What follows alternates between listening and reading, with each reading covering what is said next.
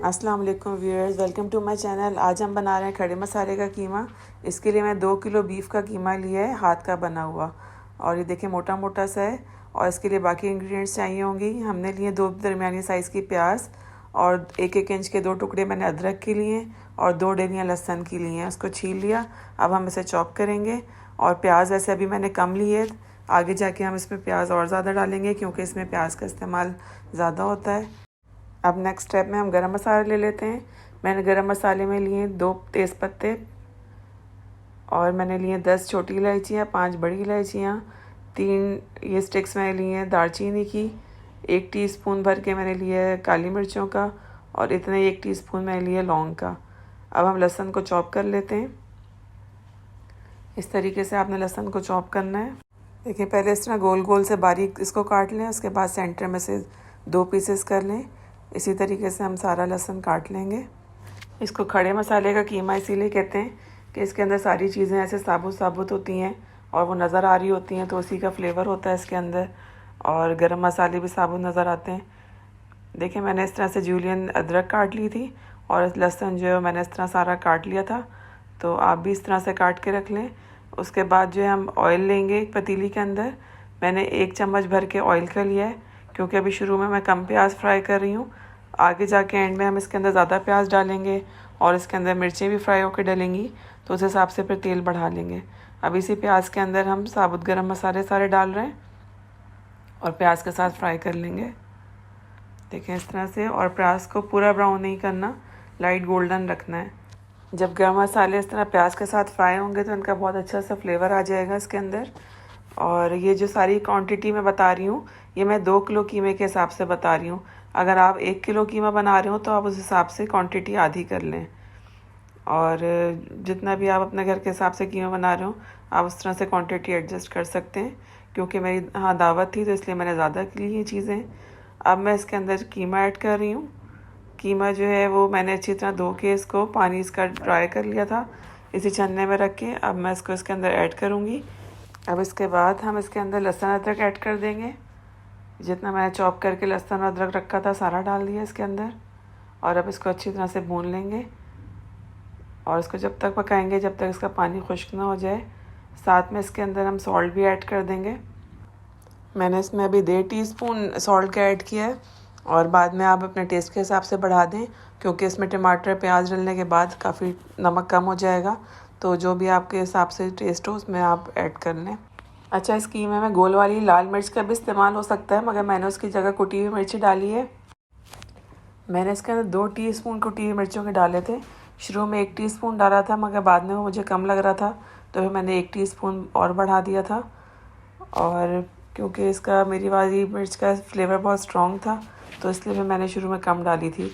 अक्सर कुटी हुई मिर्चें बहुत तेज़ होती हैं, तो इसलिए पहले आप कम डाल लें, बाद में अगर हल्की लगे तो बढ़ा दें। और हल्दी बिल्कुल मैंने 1/4 टीस्पून जितनी डाली थी। और अगर ये ना भी डालना चाहें तो कोई बात नहीं है, क्योंकि इसका कलर वैसे कीमे का थोड़ा वाइट वाइट रखना होता है, मगर मैंने थोड़ा सा टेस्ट इसका फ्लेवर के लिए 1/4 टीस्पून डाल दिया था। अब इन सारे मसालों को मिक्स करके इसको जब तक पकाना है जब तक इसका पानी खुश्क ना हो जाए। अब इसको चेक कर लेते हैं इसका पानी खुश्क हुआ या नहीं। देखिए काफ़ी इसका पानी खुश्क हो गया, हल्का हल्का सा रह गया, तो चूल्हा तेज़ करके थोड़ा सा इसको हम पूरा खुश्क कर लेते हैं।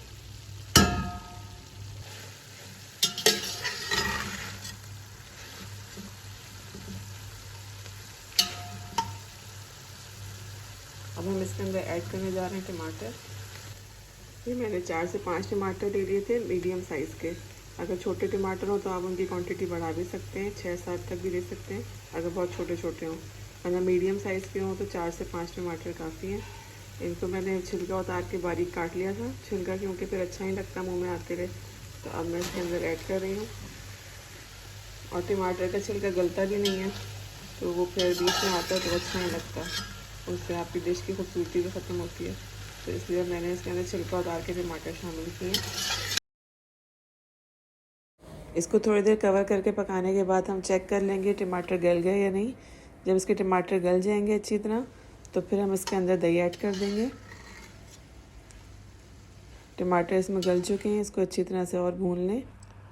अब मैंने इसके अंदर 1.5 पाव दही ली है, यानी 1.5 कप जितनी दही बनती है। तो आप इसके अंदर दही फेंट कर डाल दें, इसको अच्छी तरह से मिक्स करें और फिर उसके बाद इसको कवर करके थोड़ी देर हम पकने के लिए छोड़ देंगे, ताकि दही का पानी भी इसके अंदर खुश्क हो जाए।